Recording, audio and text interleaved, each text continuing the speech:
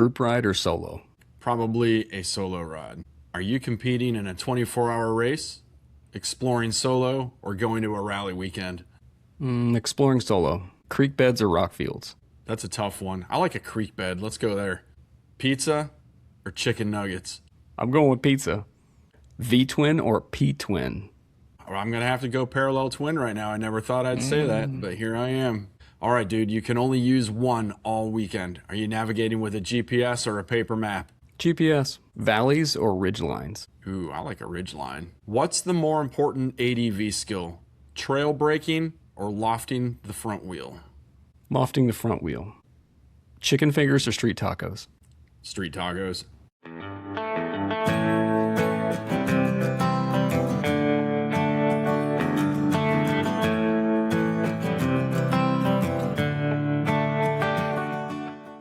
Welcome to Moto Adventurer Unscripted, a weekly podcast about motorcycles, travel, outdoors, and adventure. Who are the hosts of Moto Adventurer Unscripted? Mark and I haven't had intro episodes in many years, and the audience has grown significantly. So today we kind of wanted to do a little bit of a flashback and unpack some of the original stories of who the hosts are, along with maybe some behind-the-scenes information that we've not talked about here in a little bit. As usual, we want to hear from you, the listeners. Send us email, motoadvr@gmail.com, or leave comments here on Spotify. Wherever you're listening, grab your beverage of choice, turn it up. We hope you enjoy the show.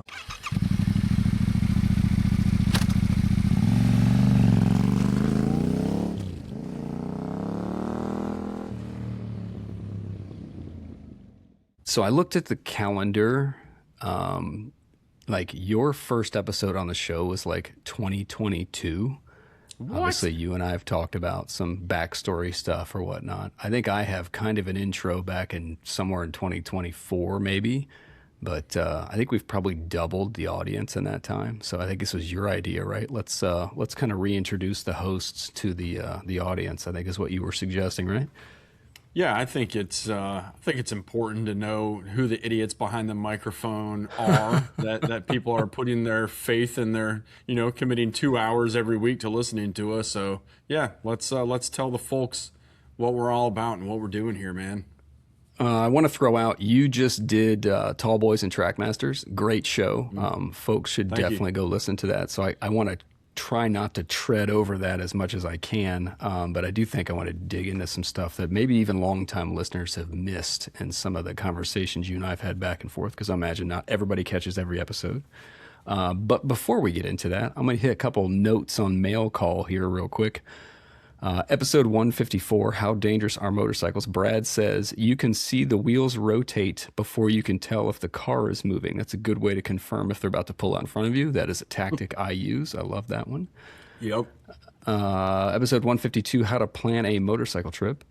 Bronco says, Torquing Bolt story, took off from Roswell, Georgia to ride to Tellico and then headed west on the TAT, made it to the gravel 49 minutes before home, stopped to pull up the GPX, noticed oil from the drive sprocket and realized I failed to torque the new sprocket on my KTM 500. Bolt and washer were gone. Rode to Donsonville to cobble parts from an Ace Hardware. Bonehead move for sure. So, yeah, those are the things I freak out about. So, yeah, good stuff there. So. The good thing is that Ace Hardware in Dawsonville is an excellent Ace Hardware. So you are in good hands, my friend. That's impressive. I'm going to tack on to that real quick. We're going to do one rabbit hole before we get into intros, right? All right. So I made a big bonehead move over the weekend. Huge service I'm doing on the Tenere 700. I'm not doing valves yet, but it's like I need oil, I need chain, I need sprockets, I need brake pads, I need an air filter. Like I'm doing this big spring service. Nice. And I lost my habits from keeping the scrambler running every single day all the time. And I decided while I, got the front sprocket done, this, that, and the other, I would just cut the chain off and then just take care of the rear sprocket and everything else because it would make things easier. Who didn't know that I ordered a brand new chain and there was no master link in the box, even though there's supposed to be one in there? So here I am, scrounging for a master link. I'm not happy about this situation at all. So rookie move. You don't just have a spare master link left over somewhere in a toolbox. I must have 10 of them, dude. I think I have one hiding in a box somewhere. I looked in the drawer where I expected to find it. It wasn't in there. But I'm just like, Oh, I didn't need to cut that chain off. I could have just let it hang there. I could have checked the box first because I never would have done that when I was doing 365 days straight. So anyway, enough yeah. about me, sir. Why do Is it people, though? well, we'll see, right? Why do people call you Flux? Oh man, that's it's everybody always thinks there's some like mystery to it or magic story or something hilarious. It's nothing more than I was on the Adventure Rider forum, 20 or 25 years ago or whatever, and you had to have a screen name, and I happen to love Back to the Future. So Flux Capacitor is what I became known as, and that eventually kind of became Flux Explorer instead, and shortened it to Flux. So it's funny, man. My wife, I've told this story before, but she used to laugh at me because we'd be sitting at lunch somewhere where motorcycle crowd usually hangs out, and it's like more people know me as Flux, or they did for a long time, rather than Mark, which is I've always thought was hilarious. It's like being called Darth Vader instead of Anakin or whatnot. So yeah, man. I imagine people don't run up to you and go, "Yo, you're the Moto Adventurer, right? You're Drew." They're synonymous. It's happened. Like, it's better now than it used to be, but it used to definitely be like everyone knew the bike, but they didn't know who Yeah. I was because I don't typically post pictures of myself. I will on Facebook, but not typically on Instagram. It's like I said, it's happening more. But yeah, Yeah. everybody recognizes the motorcycle, but they're like, I've stood outside a gas station and people are like, "Do you know the guy that owns this bike?" Who's Nope, asking? never seen him. That's kind of like the General Lee or like Kit or or the motorcycles from Chips. Like, who cares about the actors, dude? Like, I want to see the Thunder Tank, not Lion-O. That's funny stuff. Yeah, man. I don't know. Does that answer your question? That's the Flux moniker origin story. I think so. I think I want to talk about forums a little bit more. So I think that'll become more relevant in a few, but I thought that was a good place to start. Yeah, for sure. I mean, you speaking of being the Moto Adventurer, so you basically had that website started in 2015, right? And started the Red River Scramble in 2017, hosted the podcast. What was that, like 2020, 2020. something like Yeah. that, 2020? I mean, looking back, like, how did you, go from just like, I'm just going to ride some motorcycles to like, I'm going to actually build a community here based around adventure riding? Like, talk me through how that, like, I'm just riding motorcycles. Now, you're like the Ted Turner of the motorcycle podcast scene. You know what I mean? I, How uh, did that I, w- happen, dude? I wish that was remotely true, but I'll try to imagine that that's the case. Obviously, I loved the whole blog scene. I still miss it because I feel like we don't get enough of the people side in the motorcycle media space. Yeah. You see a certain writer talk about things, but it is usually about stuff. And I like the details. I heard you say recently, correctly so, that I am hung up on the analytical shit. That is who I am. Yep. You're a data guy. But the people are what make the stories interesting, right? And it's you struggle to find stuff to read. Like, to me, it's like if I'm going to sit on the can and scroll on my phone, I want to read a motorcycle story. I'm a reading person, so that's the whole concept behind the website. Same then as it is now. I just didn't think there was enough content, and people are like, "Well, Drew, you ride your motorcycle a lot." I think it was my wife or somebody. It was like, you could start a blog or something, and so I just did it. I just rode places and I talked about it, and I still miss doing. What did I say? Something in street eats. I can't even remember what it's called anymore. But it used to be, like roadside food and this, that, and the other, like food trucks and good stuff from gas stations. I'd like to do more of that. I wanted to be. Yeah, dude. My God, podcast brain is killing me. Who did Parts Unknown? Why can I not think of that guy's name? Talking about Anthony Bourdain, man. Yes, I wanted to be the motorcycle Anthony Bourdain and writing. That is what I wanted to do. Pictures and telling stories about that stuff. That was the dream that I had. And so a that's good what I got dream. into that. YouTube kind of started to go that way. And as we've talked about on other shows, at some point my wife became ill and it created some challenges. And that had to change. It had to evolve. And then I loved podcasting. Or should I say, I loved listening to podcasts. I sat as a mechanical engineer at a desk 8 hours a day, Monday through Friday. and didn't talk. I mean, I talked to people, but all of us are concentrating on something. So I'd listen to 8 hours worth of podcast nonstop. It's like there's not enough motorcycle content out there. There's still not enough motorcycle content out there. I feel it now, and I don't listen nearly as much as I used to. So I'm like, all right, well, be the change. So we started the show, and I wanted to be the motorcycle Joe Rogan. And I guess for the backstory for the listeners, to some degree, it's interesting. And please leave us a comment. Like, I feel like the listenership kind of wants both, but it seems like topics tend to be marginally more popular than people. Like, if it's a person you never met, if the description isn't like super hot, people don't listen. And it's unfortunate because I want to do, and I think you do too. I think that, let's do the deep dives. Let's get to know these people. Yep. But for whatever reason, it doesn't bring in the listeners. So if that strikes anybody listening right now, please put comments on here. I want to hear about this. Send us email if you don't want people to read it. motoadvr@gmail.com. Like I'm trying to make that work for people, but it's been tough. Yeah, dude, facts. I really, like, as you know, because clearly we talk, the interviews are awesome, man. Getting to know some people, especially in a long format kind of thing, where 2 hours is kind of our cutoff, right? But you take that first bit of time and get to kind of crack the egg, so to speak. And then eventually you start to get to know that person that you're talking to look, when we have somebody on the show, we most of the time have never talked to that person outside of a few quick emails and quick introductions about what to expect on the show. So it's a whole new introduction for us too. And I love that, man. But once you finally start to kind of like get that eggshell off and you can start, diving into it with that person, sometimes it takes a little bit of time, I love that stuff. So I would definitely like to continue that. Yeah, it's like I said, I want to do more of it, but the ratings do not tell me that that's what people want. So I'm trying to figure out how do we make that blend. That's for sure. Yep. So yeah, no doubt. Changing gears hard. We're going to clutch it and double shift down. Are the dogs still active? Oh man, the dogs. So the quick background for people that aren't aware, the dogs was a group that we started again back on the Adventure Rider forum, and it was the dogs, Dual Sporters of Georgia, and it was pre-Facebook. So we needed, in the regional forums, we kept posting, starting new threads every time we were all going to ride.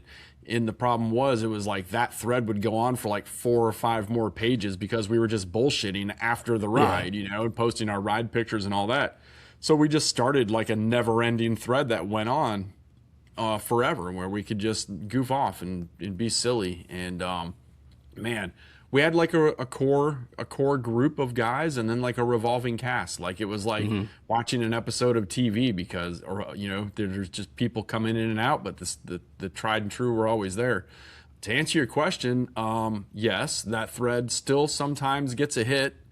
It is not like it was, back in the day, as most of us have, got, moved on to other things, even if it's still in motorcycling. So like Facebook replaced a lot of that. I know you want to talk about some forums, but like a lot of that went away with Facebook. People have kids, they don't ride as much as they used to. You kind of meet your group of friends, and then you start to realize, like, I can't ride with 100 people every time I want to go ride motorcycles, right? Like, I'm going to ride with the same 5 people pretty much or whatever. So yeah, every once in a while, man, somebody posts like usually it's like some old timer puts a picture up like, oh man, this came up in my, memories today. Let me post it on the dog thread and see if I get any hits. And, it happens from time to time. So yeah, you guys can all go on adventurerider.com, go in the Southeast Regional Forum. You're probably going to have to search for dog or Dual Sporters of Georgia, or search for the name Flux Explorer, or pardon me, it was Flux Capacitor there to find it. It's not first page material anymore, but yeah, that was a good run, man. Good run. So you don't think that they still do meetups of any kind? It's just kind of random chit chat on there. It's just random chatter. Yeah, if there's a dog ride happening out there and you jerks haven't invited me, I'm gonna be pissed. But yeah, we do talk about having we call the old dogs now, right? Yeah. Like the old dogs reunion, and we did have one of those I don't know, I'm going to say it was like 5 years ago, and we had like a dozen or maybe 20 guys. We all got together up at Two Wheels of Suches and had a camp out for the weekend just to kind of, relive old times. And that was cool. And we should do that again. So if any of you guys are listening and you want to do that this fall, hit me up. But yeah, I don't think they're still doing rides or anything like that, unfortunately. I feel like that's very foundational in your writing experience. This is why I brought it up as soon as I did. That I'm like you always speak fondly of it, and I don't think you and I've spent a lot of time expanding on it. I'm like, no, I think that's a fun topic for you to delve into because it definitely covers your love of forums combined with I really feel like that's where you really started cutting your teeth on writing. Oh, dude, as soon as I got into motorcycling, I was on like some local off-road forums that were real small, but I quickly discovered Adventure Rider. And I mean, I've said it before, but I've got friends now that I've known on there for 2.5 decades. Some of us don't even, ride motorcycles anymore. So we still talk and hang out, even though motorcycles aren't even involved, So you nailed it, dude. That's, a big part of, me cutting my teeth and getting to know the area and all that good stuff. So it's pertinent. It's important. It was definitely, for a good decade, it was a solid part of my social life, man, for sure. Yep. For you, we're going to shift gears again a little bit, but I would like to know what gap you felt existed in the adventure riding world when you first started the website, right? So if you have to go back and think to, what did we say, it was 2015 or so? Is that right, for the website? Yeah. So 11 years ago now, what was missing here, man? So I think it's important to mention, I should have mentioned already, Chris Cope, who has been a guest on the show, who I'd love to have back on the show again. He's in the UK, so it involves some timing issues. If listeners haven't figured that out already, scheduling's kind of tough. Even West Coast guests are kind of tough to make it work. It works when they're in the industry usually because they can usually record during their daytime hours, our evening hours. But Chris Cope had a website called The Motorcycle Obsession. If I remember correctly, he's calling it Dancing the Polka now, but it's still his website. So he went from being a blogger to becoming the senior editor at rideapart.com to kind of going back to being a blogger. And he kind of disappeared for a little while. He had some life challenges. He talked about it in the podcast. If you're really curious, it's interesting to listen to. He just recently rebooted his website. All this to say, he was a huge inspiration. So Chris Cope and Anthony Bourdain were kind of like the mix. Like Chris Cope would do these like super long format, like 2,000 words, like minimum, like really long articles about lots of stuff and lots of feeling and emotion and a lot of stuff, which is not what you're getting with Cycle World. And I loved Roadrunner, but it's the same stuff, right? Like they're still catering to short attention span. This was 10 years ago. It was still that way. And so I just liked the, personal nature. And then you and I've talked about it in other ways. The other thing is this East Coast focus, like still a lot of California stuff. I like Appalachian America. That's totally my thing, right? Like Kentucky is where my heart lives, even though I don't physically live there. And so I just want to wander around the hollers and the mountains. And so that was kind of the goal. So in the beginning it was, I'm doing this and that and the other, and I'm riding in winter and I'd write about it. And then it's like, I'm going to grandma's and then I'm exploring off road. And like, it just started building in that space. So to me, it was just, I think that it's the personal touch that I feel like, truthfully, Lemmy really brought to Revzilla Common Tread. I hate to say it, but in his absence, it is not the same website that it was before. Something about his personality came out of every article, and it's just not quite the same. I love Spurgeon. Spurgeon does a good job, and there are other good writers on there, but there's something about his writing style. And like I said, Chris Cope is the same. Like you learn who they are as people as much as you learn about the motorcycles. And that's the stuff that I wanted to bring to the writing space when I was doing that. And I still want to do that. And the website's shockingly gaining in popularity despite me not posting as often. Yeah, it's an interesting thing to mention. It's funny that you've mentioned Anthony Bourdain twice now in this show, and we're 15 or 20 minutes in. Anthony Bourdain's the man, right? And I didn't discover him unfortunately until way later than most people did. But to have that personal feeling where you along the same cooking lines, look at Alton Brown, right? Alton Okay. Brown does all the cooking shows. You know who I'm talking about? I don't actually. I Oh, probably dude, recognize this person, but don't know them by name. you That's my will. usual problem. Yeah. Well, he actually did a, motorcycle food show called Feasting on Mm, Asphalt. But he, nice.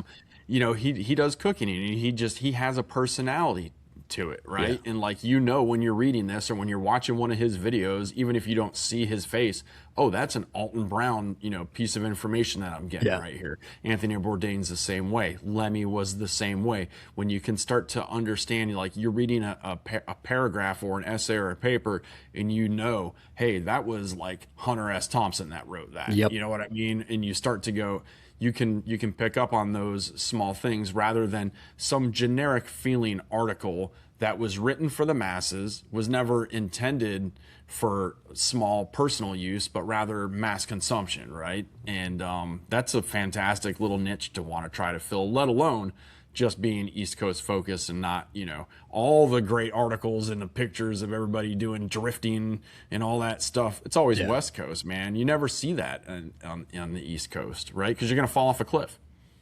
It's, I mean, we've mentioned it, like you said. I think it's fair to say that if you don't know who Anthony Bourdain is, if you're remotely into food, the guy travels the world, meets the locals. He usually knows somebody on the inside, and he became relatively famous in New York as a chef. But he would know the locals, and he would just unpack their story. And I'm dead serious. Go look up Parts Unknown and watch the episode on West Virginia. It sounds stupid. Probably my favorite episode. He goes to Yeah. West Virginia in the coal country and has dinner with families, and that's an episode, and it was absolutely incredible. I'm like, this episode is what I want a motorcycle website outlet or whatever to be. Business idea for whoever's listening. If you can make that happen, I'm tuning in immediately because that's what I want to listen to. It's fantastic. Yeah, dude. So Side quest: you need to look up Peter Santinello on YouTube. I wrote it down, so I'll send it to you. yeah, I He's would say that's awesome, dude. familiar to me. So maybe I've Yep. stumbled on that somewhere. So Yes, sir. I guess in a weird kind of way, because more of your personal opinion, because you're passionate about it. Do you think we can revive forums? Yeah, I do, man. I definitely do. How However, would you do that? it requires some serious effort, dude. It. Yeah. I'll tell you this. I think that the tides are shifting in terms of like Facebook and Instagram and that sort of thing. Social media, has had its heyday. I don't see that growing more. And this is, look, I'm just some guy. I don't freaking know. I Sure. don't have data or charts or anything. But just talking to people miss the time where you could get onto a forum. And I talked about it, on Tall Boys, last Yeah. week with those guys. We're missing when you could own a 950 Adventure with confidence because there was a 950 dedicated motorcycle forum where you could go there. You actually could use the search function and it actually did something, right? Unlike a Facebook group where it does nothing. And you could go down and see with color pictures how to tear the freaking engine out of the motorcycle if you Yeah. needed to, or meet local riders or buy and sell motorcycle gear without dealing with the idiots that are on Facebook Marketplace, right? Like there's a place for that. There's a want for that Yeah. and a desire for that. However, I don't think that the world is big enough for both a Facebook/Instagram and a forum. Like people are going to have to decide what they want because you only have so much time in a day, right? Like what are you going to do? Like people already spend 13 hours a day on Facebook. What are you going to do? Spend another 13 on Adventure Rider? It's not possible, right? So, some sort of photo hosting software. Now, I don't know if you know this. You probably do. Adventure Rider has been sold to Yeah. some big company several years ago. It's not the same. So I don't know. I don't know that it's going to happen, but you asked me, can it happen? And yes, it can. Do I think it will? I don't know, dude. I'm not sure. It makes me wonder. Like, I hate the algorithm. Yeah, of course. I'm okay with searching for what I want. Yep. I mean, I guess that's another topic that you and I'll broach here in a minute. But I'm accustomed to that. But it makes me wonder. Another comment opportunity for the listeners. I wonder how many people like having their feed curated to them versus people who would rather just have things in chronological order and look at them. Because that's the concept of a forum, right? Everything is Hmm. time stamped and it's in order of how it happened, and you have to Yeah. go unpack the topics and stuff. But it Yeah. almost makes you wonder, could we do it like Twitter, where the forum has one feature that says, that's fine, we'll just show you what's popular. Or you Mm. can go to the old school method over here and you can search for what you want to look for and just go through the threads one at a time. Hmm. Yeah, I've never been on Twitter, to be honest, so I can't speak to that. I have Facebook and Instagram, but yeah, I get Facebook what you're copied it. saying. Facebook Okay. copied it. Now they have the friends tab, which is essentially less garbage that's recommended to you. Still garbage, but I'm about to say, less garbage. you sure? You sure? Yeah, man. I don't know. I would love it. I don't know that it's gonna happen, that it's in the cards or anything. But that was a big change. I mean, what I just say adventure writer, but Yeah. forums to Facebook and social media. That's one of the biggest changes that I've seen in the 25 years I've been into adventure motorcycling, if I could speak properly. You've been in ADV for like a decade now, 10, 11 Yeah. years, right? I mean, what are some of the big changes, for better or worse over the last decade that you've seen, come and go? It's kind of funny because to your point about Adventure Rider, I mean, Adventure Rider is the reason why I bought a Scrambler. Like I was Oh, yeah. toying with the idea of getting a retro bike and adventure riding it just because, we're self-identified Luddites. Anybody who's listened to the show probably knows that at this point. But there's a huge thread. I mean, to this day, it's one of the biggest threads there is. It's, 1,300 pages or whatever it is. And it's all about customizing an air-cooled scrambler. Mm. So I got sold into that situation. And I remember, actually, it's funny, speaking of things I miss, Icon used to partner with Triumph. And every couple months, they'd have some, Ernie V. Hill would have some crazy video of, scrambling a stock scrambler off road, or they would do the Alcan 5000 on Tigers, Portland to Dakar. We've talked about all this stuff, right? Like Yep. that stuff was incredible. And so some of the marketing stuff was awesome. And I feel like some of that still exists. I mean, Polteris and others occasionally do it, but I don't feel like it was what it used to be. On YouTube, it's more individual influencers and it's a lot more talking. It's not quite the cinematic, crazy stuff. Maybe I don't watch Yeah. the right channel, so send hate mail. I, I think, and it's a larger topic I wanted to unpack with you at some point as well. I do feel like it went from being people who are real enthusiasts about being on road, off road, to now there's a lot more lifestyle coming into it. And that's Yeah. okay, right? But like I've talked about on another show, like I feel like the biggest thing I notice in the adventure space is there's a lot of people who are dressing the part and think that that's something that they want to do, but that's not quite the same commitment. Whereas, and I still see some of it in the dual sport space, like, man, it's wild. People will show up with, Cowboy stuff held boots. together. Yeah, stuff's held together with shoestrings and bubble gum, and they're not afraid of anything. They're ready to try Hmm. it. Like they're sold and they're hook, line, and sinker from day one.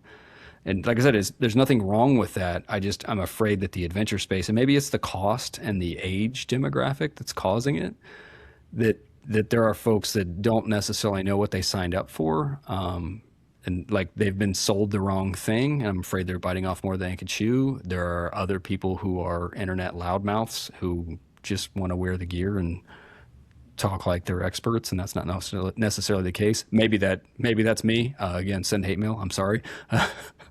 So does that There's a answer your lot of question? a little bit, yeah. There's a lot of fashion going on, man. And I'll just play devil's advocate here. But if you're coming into this later in life and you're let's just say, 50-year-old guy, maybe your kids are grown, you've had a Mm, job now, you're situated in your life, you've got some disposable income. Hey man, you can afford to go buy that, yeah. $1,600 Gore-Tex shell jacket. You've come into this maybe I'm just, making a generalization here, a little bit later in life, and you've been told this is the best gear you can buy for reasons X, Mhm. Y, and Z. You need a neck brace, you need an airbag vest, you need this, you need that. And it's like, I don't heal like I used to. I'm not Yeah. gonna bounce off the ground like I used to. When I fall, I get seriously hurt. So, they're gonna go in there and buy all that stuff thinking it's the best of the best. Marketing is marketing, Oh, right? a hundred Like, percent. That's it. So not to like you and I could do an entire episode on this entire thing, and we would never have any companies sponsor us. But you know, I get what you're saying there, but I always think there's another side of that. There's definitely a lot of fashionistas for sure. Right. And like I said, I get it, right? You know, there's a brand you like. I mean, there's people who buy Harley Davidson stuff and who never own one. Like they want to someday, but someday never comes. And there's nothing wrong with that. And the adventure space is the same. The catch is that, you know, what's stuck in my craw is always there's some person who's got all the gear on and all the opinions and says things as strong as I'm sure you and I say on this show. And I'm like, this person is flat wrong. Like that is not true at all. That's a different story. Yeah, those are the people that I'm like, I feel like we have a larger abundance of that than we used to. Maybe I've just met more people. Could just be me. So I apologize.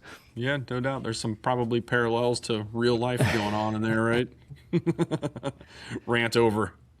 If your flux capacitor was functional and you could talk to year one motorcyclist Mark, what misconception would you correct? Man,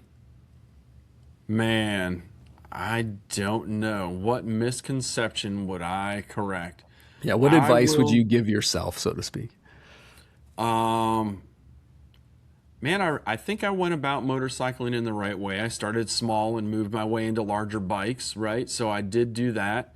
I mean, my first bike was a TTR 125. So, I mean, and I was a grown man, you know what I mean? So it was a small bike to be riding around on. And then I moved into the adventure riding stuff pretty quickly. I would probably get young Flux to pay more attention to the differences between street riding and off-road riding, because I always say I pretty much consider myself that I started on the dirt, even though that might not technically be true. I really gravitated towards all things dirt, and I immediately was drawn to go and riding the gnarliest, the 3Rs I talk about all the time. That's where I wanted to go. So when I started getting more serious on the street, I had dirt bike guy habits. I'm leaning the bike the wrong way, and like I have friends that just laughed at me because I'm like leaning the bike like it's on the dirt, but I was all goofy, and so I'm not the fastest on the street or the most efficient rider on the street. Those are my weak points, is street riding. I still love the street. Like I love the street, and maybe some people listening would go, you don't know what you're talking about right now. But, I consider myself an average street rider. I consider myself an above average dirt rider. And, I think that having I took some dirt, off-road focused clinics and lessons and that sort of thing. I've never taken street riding lessons or street riding clinic, or never done a track day, anything like that. So, and it's never too late. Like I could totally still go do all that stuff, and I might. But I think that's probably where I'm going back. I'm gonna tell young Flux to pay attention a little bit more to the differences between the two. I've had some close calls because of it, man. I've gotten real lucky, at times. No, that's good info. Go ahead. No, I was just gonna say. I mean, I don't know if that truly answered your question or not, but hopefully it did. Open-ended on purpose. I was curious where that would go. That was a good question, man. Going back into your past a little bit, I mean, before you got deep into ADV, originally what kind of motorcyclist were you? I mean, ADV, correct me if I'm wrong, I'm pretty sure it wasn't your first focus in motorcycling, right? No, not at all. Yeah. How far back do you want to go? Dude, go back to... let's go back to when you were serious. And when you first started going, motorcycling isn't just I don't have like a dirt bike in the backyard I'm going to ride around as a 5-year-old. You know what I mean? It was pretty significant. I'm trying to remember how much of this I've actually talked about on the show. So, God, this feels like forever ago, even though I don't think it really was. So it was 2010-ish, something like that. I've seen Tron Legacy and I get the motorcycle bug. I see that... that Ducati GT 1000, and I'm like, this is the hottest thing I've ever seen. The Triumph Bonneville, I'm all about it. Yep. My wife's boss at the time is like, he's Indian, and he's like, Drew, I got a scooter, I'll sell it to you for $1,000. I'll throw in the helmet for free. Gas is $4 a gallon at the time, which is hilarious considering today it's $5 a gallon right now as we record this. So what else is new? Mm. But yeah, I would keep a dollar's worth of quarters, or what? Yeah, $4 worth of quarters. Sorry, underneath the seat, and I would fill up the thing, put a gallon of gas in it or whatever it was, and go 100 miles. Like, it was stupid how efficient this thing was. But I Mm. rode it all the time. Like, I just rode the wheels off this Chinese Tomos Nitro 150 scooter through the winter and rode it to work and all this other stuff because I was just obsessed. So when I turned 30, Chrissy bought me a 2013 Triumph Speedmaster, brand new. Same story. Everything continued. Just rode everywhere all the time. Did everything I could on the bike, regardless. And that's when I talked already about all that, Triumph Tiger stuff. Like, I totally wanted a Triumph Tiger. Maybe before we get into that, let me back up a little bit more. I rode all the time. And remind me of your exact question, because there's a bunch of side quests that I want to be careful. Basically, what kind of motorcyclist were you before you were into ADV, right? And I'm So going to the back you up too, because I'm going to want to know why Chrissy bought you a motorcycle, because that's badass right there. And I've met Chrissy, and she's a badass woman, and that's a badass present. So you're going to have to explain what you did to deserve that. So for the listeners' benefit that don't know, I enlisted in the military August of 2001. So I signed up for a 6-year National Guard contract, and I spent 3 of those years on active duty for reasons that make perfect sense. I decided to come home, and I didn't want to go back to working for the cable company, even though I had to. And I slogged it out at the cable company while I basically went to night school to get my engineering degree. So when I graduated at 30 for my birthday and my graduation, Chrissy decided that, I can, give him the big motorcycle that he's been lusting after. And that was I think if you look up like 2012 pictures of the Triumph Speedmaster, like, it was this big, it's not big, it's 865 cc's, but it was totally supposed to be this like muscle looking cruiser. And next to the Sportster at the time, it really did look like that. It's this voluptuous cruiser by comparison to the Sportster of the era, right? And obviously, there's all kinds of stuff on my website to this day. If you Google Triumph Speedmaster review, you'll probably find the website with the review on that, blah, blah, blah. But no, I loved it. And she rode all the time back then. Like, I sold that bike with 45,000 miles on it. I'd only had it for 3 years, and she put half of those on there. We rode everywhere. Oh, yeah. I was a member of a motorcycle club, like a patched motorcycle club, and we went to events, and I did poker runs, and we hosted events, and I led all kinds of rides. But from day one, I guess I've talked about this on the show. From day one, and when I got that bike, my dad's like, "All right, let's go see Grandma." And so it's, after being a local guy on a scooter, because you can't go on the highway, I didn't go 53 miles an hour maybe. Right. Once I got that bike, it's 185 miles to Grandma's house one way. And so, 1 weekend a month, Dad and I would ride down there. So I was doing, 350 plus mile days all the time. Like, that was a completely normal thing. And it was foundational to the adventure stuff that you and I talk about. But I didn't realize that that's not really normal. But my dad made it normal, like, from day one. So that was a cool thing. And we still do that. And we're planning on doing that in a couple of days. Nice, dude. That is pretty cool. What's your dad riding these days? He has if I remember correctly, it's a 2014 Heritage Softail Classic. Wow. He wanted that bike forever. He had a toy of the Heritage Softail. Like, when I was a kid, I remember living at home in high school, and somebody bought him that for like Christmas or something one year. Sweet. And so he had it forever. So he went through, like, I went over, how'd that go? When I was a little kid, he sold the bike. I was like 3. Everybody says I cried when he sold whatever that straight 4 Honda or whatever it was he had, some CB or something. And then he never had a bike again. And so when I was in basic training, he sent me a picture that he'd bought a Honda Shadow or a Rebel or whatever it was, So I think they had a Rebel 650 back then. So he had something like that. And so he went through several other metric cruisers and then bought that. And that's kind of been his, like, he loves that bike. It's the greatest thing since sliced bread. So Hell yeah. That's awesome, dude. Good story, man. yeah. For you, again, we're all over the place. So we'll see how many listeners are still tuned in. Are you the nav guy because you want to lead? Or is it lack of options? Like, how did you become the navigation guy? That just happened really organically, dude. And so pre GPS, let me think. I didn't know where I was gonna go ride. I knew that the Chattahoochee National Forest was out there, which is a huge national forest, covers almost all of North Georgia, and then bleeds into some other national forests in Tennessee and North Carolina. So there's a lot of, gravel roads and riding opportunities near where I live. But I didn't really know where to go, and I found out that the Welcome Center in Dahlonega, Georgia, sold these maps of the Chattahoochee National Forest, and they had all of the motor vehicle usage maps, the MVUMs, and on there, right? And like it was clear as day. You could see exactly which ones were gravel. There was no guessing. When I found that out, I was like, dude, this is it right here, man. I used to literally carry that map. I would shove it in my camelback, right? And I would go ride.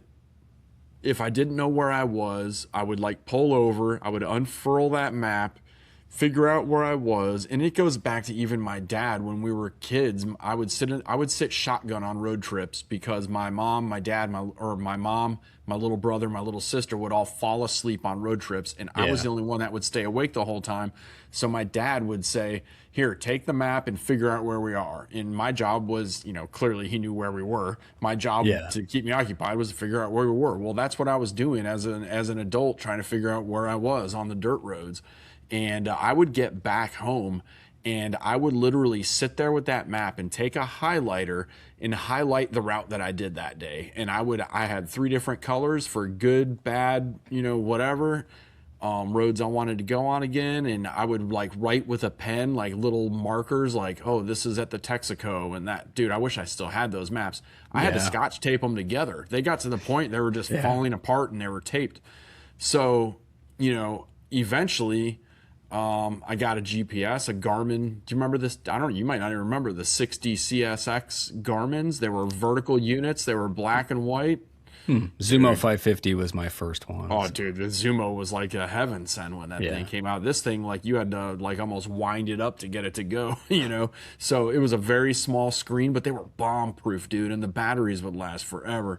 And it was we would put those on our handlebars and start figuring out where we were going with the GPS. So that was my first GPS, the Garmin 60 CSX. You look that up, it's going to blow your mind. And it's incredible. But eventually I just got to know the entire forest like the back of my hand because I just rode. I mean, I didn't own a car, so I rode all the time, dude. And when I was coming home from work, I would take a 2-hour shortcut to get back home. I mean, my wife worked nights. She was a bartender. There was no rush to get home. I didn't have a kid. And that's just what I did. And so eventually I started making more friends and meeting new and different people and all that stuff. And it was like, I don't know, man, I'm not trying to toot my own horn. It's like people were impressed that I like, dude, how do you know where you are? Like, how do you, we went on a road this weekend. My buddy Tyler had never been on, and I'm like, how have you never been on this road? I know I've ridden it 30 times. You've never been on it with me? So it just, my friends, they're cool because I do like leading. I always tell them, like, I totally get off on just showing people new stuff. Like, I don't care what it is. I'll always be like, you ever been here? Have you been on this road, Tyler? No, I've never been here. I love that. I love it. And so they accept that part of me, dude. And I mean, like, they don't really argue it with me a whole lot. I mean, I'm pretty lucky because it usually means I get to, it usually means that I get to ride up front. If I'm not riding up front, I want to ride back. I want to ride sweep. You know what I mean? But, I just have a good natural, nose for directions and knowing which way, I need to go. As you know, I don't like planning, so I just kind of aim the handlebars, I'm sure you're going to ask me about planning at some point, but, I just aim them and go, dude, and, it just really kind of happened like that. It just unfolded literally like a map in front of me. It's for the listeners' benefit. I mean, you and I have been doing this now for over a year every week. Hmm. And it's funny because, you talked about on the show, and I want to unpack it too much I want to keep that Tall Boys episode as separate as I can. But like, you and I met through the Dragon Raid, but then really met more via the podcast. Hmm. And it's funny to me that both of us are huge navigation nerds. Neither one of us knew that in the Yep. beginning. You and I got into navigation almost identically the same way. You did it with paper maps, I did it with Google Maps, but my dad taught me the same way your dad taught you. That continues to be the funniest thing about our relationship is that it's weird that two complete strangers have almost identical taste when it comes to the navigation stuff. The Yeah. exception is I think you're a much more like you're more of an explorer. I am too, but I'm this meticulous planner that it's like, all right, we're going to explore this and we're going to explore this and no lunch today because we want to explore this too. You Hmm. are definitely taking the world as it comes to you. That's sometimes that's been born out of necessity, but yeah, I do. That's how I like to go, man. That's what I like to do. I don't like to. I don't even like making hotel reservations because it drives me nuts to think I've got to be at a certain place at a certain time. It stresses me out, dude. I'm like, I Yeah. gotta I gotta worry about getting there by check-in. What if they're not there? What if they've already gone to bed? Or what if it's raining? What if we hit a storm and we can't get there? Dude, that kind of shit drives me nuts, man. I just want to roll with it. That's the whole beauty of motorcycling to me is you don't have to plan, every little thing. If you're on a road trip and it starts pouring, or if I get to, dude, we stopped at. I don't want to get on this tangent, but we stopped at this place we were on wherever we were, and we rode past this smoke drifting over this road. Right, and we go.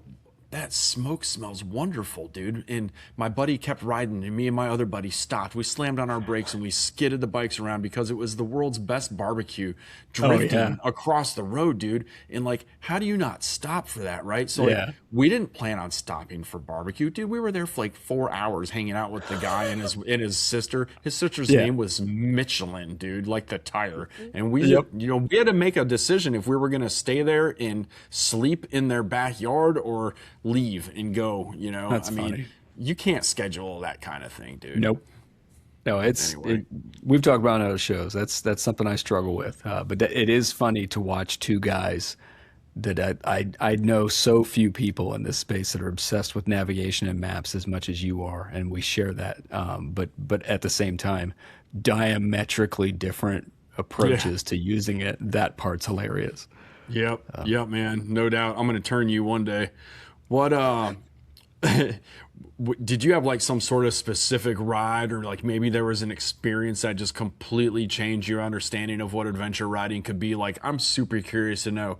Okay, dude, you had this Speedmaster, you were fully ingrained, you were like in a patch club, like you were saying. I know that when you left the club, you had that tattoo they burned off the back of your skin. I'm just kidding. I made that up. That's not real. But like, what was the thing that you were like, I'm done with this cruiser thing and I'm getting into adventure riding, dude? There had to be a turning point. Two key things happened. Like I said, I watched Portland to Dakar. I watched Dust to Glory. Like I had seen both of those movies. On any Sunday a little bit, but once I got Dust to Glory and Portland to Dakar, I was obsessed with the Tiger. So I like hinted at that a minute ago. Ironically, this sounds scripted, but it is 100% totally organic at the moment. But once I saw that, I was like, I had tiger fever. Like I had to do it. Like I couldn't sell the Speedmaster fast enough. And I feel bad, like to some degree, I'm afraid I've like offended my wife in the end that it was like, I fell out of love with it. But at the same time, it's like 45,000 miles is an eternity for most motorcyclists. And I love that bike. Like I would have another one. I just wasn't in a space to have two bikes at the time. Couldn't Yep. afford it. Didn't have room for it. All that stuff. I guess I should have mentioned, by the way, all my bikes lived on my front porch for hundreds of thousands of miles. Like that was a real thing. I didn't have a garage, but I wanted that. I was, to the point where I was about to, basically take it down to Atlanta actually and buy a Tiger. But what happened before that was there's a road in Dayton. God, I only want to say it out loud. Anthony Road is the only unpaved through gravel road in Montgomery County. And so one day I just saw this neat, like, it's like an aluminum bridge over this beautiful creek. And so I'm like, well, I want to see what's over here. And so I just rode the Speedmaster over this thing, and the next thing I know, I'm on this like gravel road, and there's mud holes, and the whole thing's getting dirty. And I hated that because my bike was as immaculate as I could keep it back then. Like, it was a pretty thing, and I was upset about it getting dirty. I cleaned it up at the Dragon Raid. Every time it got rained on, I wiped it down and all this stuff. And then I was like, this is amazing. Like, this, random creek, there's nobody around, solitude. You and I just talked about that on the last show. Like, yeah. So at that point, I was super hooked, and it just went nuts from there. Just got the scrambler. I rode, what's the name of that? Balsam Gap Road or whatever it is. You come down from Blue Ridge Parkway. It's like a 13 or maybe 20-mile gravel road, one way, that comes south down from Blue Ridge Parkway into Cherokee. I did that, and then I did some local stuff. I did Spass Creek Road. Yep. For the first time. And yeah, getting my ass whooped on Spass Creek on street tires. We turned around. We're like, no, we're not doing this. But we were halfway through it. And at that point, the hook was so deep that there was no escaping it. And there's definitely no escaping it now. Yeah, no, absolutely not, dude. Heck yeah. I always wondered that, like, oh, some light switch had to turn off for you there. I mean, to this day, Anthony Road is still like, if I put a fresh tire on or whatever it is, it's like, nah, I want to see how this is doing. And there's a couple nasty things down there, which I've not seen in a really long time because it's a little sketchy doing it on a big bike. But yeah, every now and then, if it's dry enough, I'm like, oh, I'm going to go down there and go under the bridge, under the creek. And, because the sand down there is pretty deep, but it's like, we're going to do this. So I'll still do that from time to time. Today's episode brought to you by the name Anthony. True story. That's like the fifth iteration there. Yep. What is it about navigating that drives you to buy an $800 navigation setup? That's adorable that it was only $800. I wasn't sure, and I didn't want to out you in front of the public that hard. That's all right. That DMD device is so stupidly priced. But I love that thing. It is like the coolest navigation device I've ever had. Like I told you, dude, I had a Garmin 60 CSX, like super early Garmin. It wasn't, by the way, that wasn't even a motorcycle specific GPS. That was for hiking. There was no such thing as motorcycle GPSs, or if there were, they were like, I couldn't afford that. Millions of dollars. Yeah, dude. Yeah. And so I always struggled though with the Garmin ecosystem, dude. I never could master. I still do. That's my point. And guess what, Drew? It's been that way since the beginning. And it's like Garmin married this ecosystem that they invented with Map Source and all the, oh God, it drives me nuts. I had with the XT Plus, the Zumo XT Plus or whatever that I had before this DMD, I had like 3 apps to make that thing work properly, and I still didn't care for it. Now look, I know a lot of people love their Zumo XTs and all that stuff. Fine, I'm not talking you out of it. For me, I couldn't deal with it. I want ease of use. I want something to work the way that it's advertised to work. I want to be able to download Red River Scramble routes, and I want them to be on the device the next time I turn the device on, right? And I never could flip and get that figured out. And maybe it's me. It very well might be. The DMD thing, dude. There was another thing I didn't like. I would be scrolling because of the way I ride, where I don't normally have routes. So I'm scrolling with a touch screen on the Zumo XT, right? And I'm scrolling and I'm looking around for the next route. And then guess what? I ride rough roads. So I hit a bump and it forces me to double tap the screen. And now I've dropped a freaking pin where I didn't want a pin. So it was just a lot of things I had to deal with. The DMD is magical, dude. It's Android based. I can run all my navigation apps, the Gaias, the Onexes, the Reavers.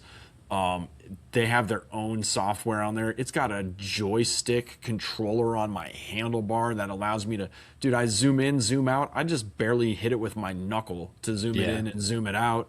The joystick to go around and, just navigate the whole system it's incredible. I love the thing. I'm still learning it. Like, I'm not an expert. I'm not like super proficient with it yet, but like I just download routes into my Google Drive folder on the computer and then or on my phone, and then guess what, they're automatically on the Google Drive on the DMD when I open Yeah. it up, and I can just select the file. It's like that I've never had it be that easy to upload a file on a GPS. So yeah, not a huge tech guy. Absolutely love that thing, dude. It's worth every penny.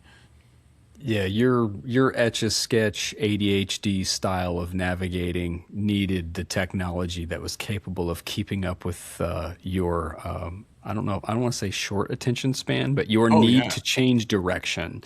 Dude, it's we'll be on a road for 2 minutes, and I'm like, oh, we've been on this road too long. I got to look for another road to get off of, That's And I scroll a lot because I don't use a GPS like most people. Mhm. I literally use it to see if another road that might be smaller or windier or twistier connects to the same general area that I'm Yeah.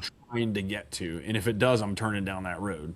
So that's my primary function with the GPS, and that joystick just makes it so easy. So it's a little too big. I will say this thing is 8 inches. It's a freaking flat screen TV, and Yeah. it bounces. The weight of it bounces up there. They have a 7-inch one now. I probably would have bought that one if it was out when I got this, but it's a drawback. But it sure is nice to not squint at the thing. Yeah. I'm sitting there. I can just see it. I'm just sitting there riding, looking at it. It's fantastic, dude. Yep. I'm Not I'm sponsored, gonna unfortunately. I'm gonna make you a logo that's the fast forward symbol from the VCR days, and it's like ride, skip it, repeat. Like, Yeah, dude. That's exactly it. That's totally what it's gonna be, dude. Yup, oh, 100%. that's funny.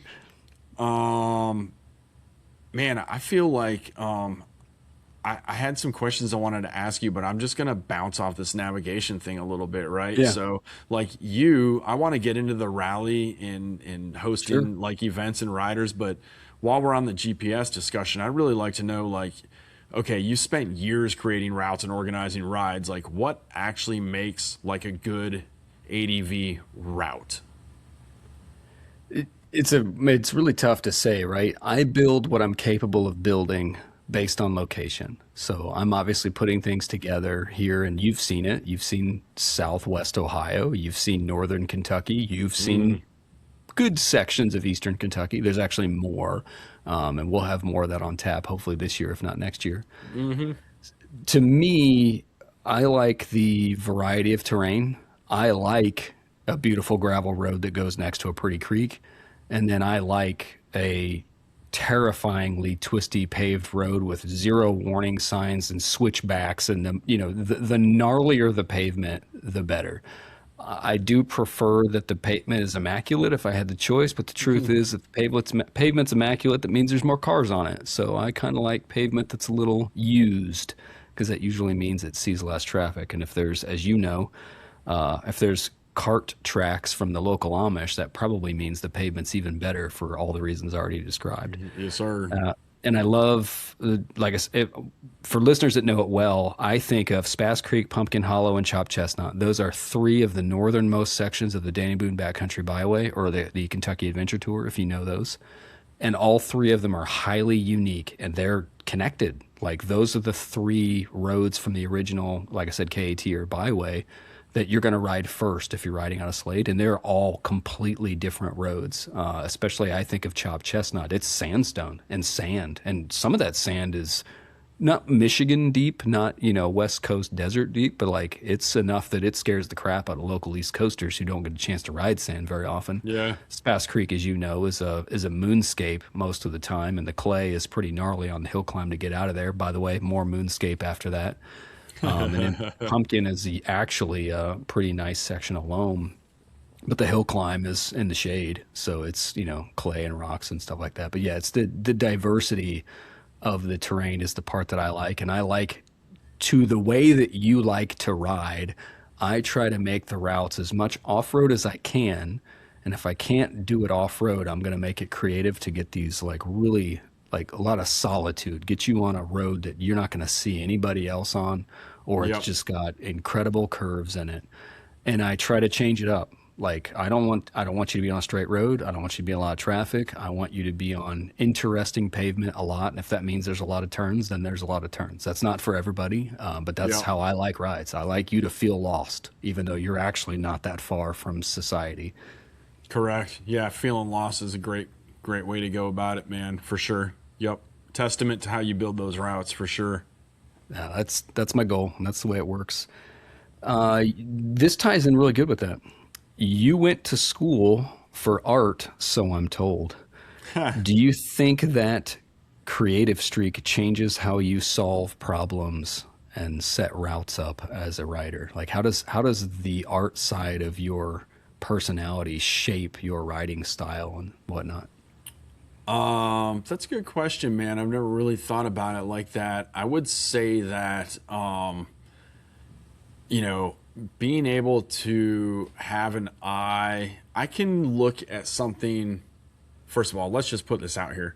I am not a book smart person. I am not a studious person. Okay.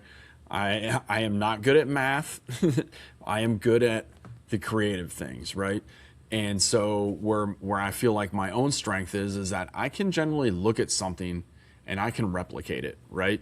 So where I was telling you I would go out on those day rides and go out in the national forest with that map, and then I would come back home and I would retrace my route on the map only by remembering, Yep. wait, did I take that road or that road? Okay. And I relive, and I still do it to this day. I'll go back and look on Google Earth and all that, you know, relive the route, relive the day. I'm drawing a circle around this pretend map that nobody can see, and stitch all that stuff together, right? So when I am, let's just say, leading a group of my friends around, and there's only so many ways you can go to start from. So I'll pick Yeah. one of my few good ways to get out of the burbs here. From there, I can creatively look in my mind and kind of take different compartments of my brain and go, okay, this area has these roads. I can like link them together to go over to this area over here and try to link that together. And then kind of know, like people ask like, how many miles is that? I have no idea. Like I zero clue. I do not know. Like I would have to figure that out. How long is it going to take? Also don't know. I don't know. I just know that it can be done, I think, in a day, or what have you. So, I think that probably is something that somebody that has some sort of creative process in their brain is going to have an advantage on over somebody who, is more into the books and that sort of thing. Yeah, I don't know, man. I think it's just a visualization of the entire big picture. I don't only navigate on a screen because it just gives me such a small, area to work with. Whereas in my brain, I can go boom. I got this exploded view. I mean, I could generally get you from here to. I bet I could get to the scramble now. Yeah. I bet I could do it without a GPS if I had to, and be not on the interstate. So that's kind It's of a it. skill that I'm curious how many people have the ability to do what you just said, that you could follow somebody else on a route and then go back and look at a map and kind of know where you were, but Oh be in yeah, places you've never actually been before, be on multiple roads, maybe even 51% or more of the roads that you've never seen before, but be able to figure out how you got there. yeah.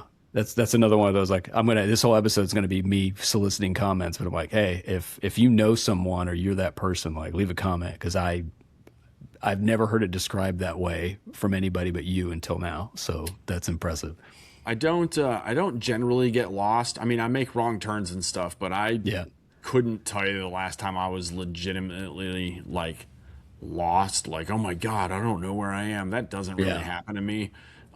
Yeah, we're gonna make some U-turns and stuff. Like we're gonna go down some Right. wrong roads, you know what I mean? But last weekend we missed a road I was gonna take, and I was like, yeah, we'll just take the next one. I'll link them together. You know what I mean? Yep. They join up. So I don't know. That's maybe more than you asked for that question, but Nope. That's the that's whole it. reason I'm doing this show. That back piece. I know your passion for navigation is huge, and I think listeners listening to this will appreciate it. Yeah, man. The one question that I get a lot, and I want to know how you handle it, because it's just like, how many hours, do you know where this is going probably? I How many do. hours does this take? What's the mileage? How much pavement is there? Dude, as a route creator, like, that's got to be the number one question that I get, and I'm sure you get. And I think you and I say that to each other just to be smartasses to each other now, even when it's not relative to like the discussion at hand. But why is that so difficult to answer, like with any sort of purpose or meaningfulness to it? You know what I'm trying to ask? At the risk of throwing a podcast in the trash, but I think I'll record it Dun, anyway. dun, dun. I literally have a script about this. Like I've already written. I shouldn't say script. I have an outline, but I have a solo podcast outline about this exact topic. So I think I'll still do it, but I'll answer your question. Generally speaking, you just said the other day when people ask me about bikes, I have a response, and I wish I remember exactly what you said, but it's generally like, look, I want to help you get the information you're looking for, but your question doesn't tell me what you're looking for. And I Yep. always say that because I'm like, are you asking me by the mile or by the minute? Because I Yep. might be able to keep you on this dirt road for hours, but you'll only be on the pavement for 10, 20 minutes at a time, right? So it's like, what is the purpose of this information? Why do you want to know? I am analytical enough, and when I build the routes, I check. Like I am very deliberate, especially for the rally, that I try not to have people on pavement for more than about 8 miles. Like that's max if I can help it. I think it was a 12 or 13 mile pavement stretch, and I never heard the end of it about 3 or 4 years ago. Everybody's like, "Rah, rah, rah, rah, rah." I'm like, that's like the best dirt I've ever seen. I actually rode over the weekend one of the roads that's on that original route, and I'm like, I love this road. It's like one of my favorites. I say that all the time. I'm sorry. But yeah, because the people who are in this adventure and dual sport space tend to complain a lot about the pavement. So, and I think it's the genesis behind that question, not fully. I think there's a lot of reasons, and I'm not sure what they all are. But I do typically have the information to let people know we'll call it 60/40, or the better answer is you will never be on the pavement for more than 6 miles in between dirt. The longest pavement section is 8 miles, and it's in this section. Right, I have the ability to do that most of the time, but I don't sit down and aggregate. Okay, I add up all the dirt roads and then add up all the I don't do that. I can tell you how long the route is, and you typically know what the longest pavement section is off the top of my head. So that's usually the quick answer for folks. I don't know if that answers your question or not. Yeah, I think so, man. I think people want to know that answer to that question for various reasons that we either have or should get into a little bit more than time allows in Yeah. this episode right here. But yeah, it's it's just a funny question to be asked. It is, and I look forward to unpacking that further and hopefully providing useful information to people to help that. But yeah, for lack of a better description, the original rally dates from the early days were basically last weekend to the weekend before, because it was Memorial Day weekend. Now that we're recording this, folks are probably listening to it several weeks after we've recorded to it, but we made a bunch of buddies still kind of do like an unscramble type event down there. And that was immediately my question in the group, because obviously, saw that. just like, how much pavement is there? Because I also knew that the weather is complete garbage. I know what bikes they're all riding. None of them want to ride pavement. Like, so I'm like, Hilarious. I'm totally, Smartass. yeah, I got to be that guy. So, in a similar, not quite pivot, but in the time that you've been riding, which is how many years now? Probably 25 years. 25 years. Yeah. Yeah. 25 years in the saddle across many bikes, which I'll unpack some of that here shortly. How do you think your riding taste has evolved? Like, walk us through some of that stuff. Man, I don't really know that it has evolved all that much, to be honest, man. I still really like the same stuff that I did that got me into this. So I don't know that it's evolved a whole lot. Really? I don't know if that's the answer you thought you were going to get or not, but I don't do dual sporting anymore. So I guess that would be the biggest thing. I started off, like we talked about, dual sporters of Georgia. I mean, we were on thumpers. I had KLX 400, KLR 650s. Whether that's an adventure bike or a dual sport bike, we don't know. But, various thumpers. I've had, 640s and 525 EXCs and all that. Like, now I've gotten to the where I really like taking a heavy adventure bike in places that it probably shouldn't go. But I also really like riding to the place. And like, I know that usual listeners to the show are tired of me beating on that drum. And okay, yes, I put the bike in trailer at times. Okay. I mean, it's not like that. I like giving people grief that do it all the time, but it's just out of fun. So it's hard when you're on a single cylinder bike to go further and further away from home. Right. So it used to be that I would just ride all the time. Like I said, I didn't have a car. I could make an adventure out of coming home. Well, now when I go ride, because I don't go as often as I used to, when I go, I want it to be dawn patrol till dark. You make fun of my dawn patrol, phrase or I'm not making fun of it. I love it. I know. Not making fun, but you poke at me with it or whatever. I know you're not making fun of me. Catchphrase, dude. I love it. It's a good catchphrase, right? And so, we like, and especially now that we're getting into summertime and the days are longer, like we will roll out of here before dark, get a picture of the sunrise on our way out because got to do it for the gram, right? And then ride all day and then come back that night. Like, and my wife is cool. Like, she knows, like, I don't know when I'm going to be home. I mean, the other day we came home at noon, but I might have been gone till 7 o'clock, 8 o'clock at night, if things were going the right way. So, that's probably why I don't really get on dual sports anymore and am more on an adventure bike. Also, the areas that are gnarly with the roots, the rocks, the ruts are fewer and far between than they were 25 years ago. Yeah. Adventure and dual sport, the segment has grown exponentially. Here in North Georgia, you can't throw a rock without hitting a GS or something, right? And so,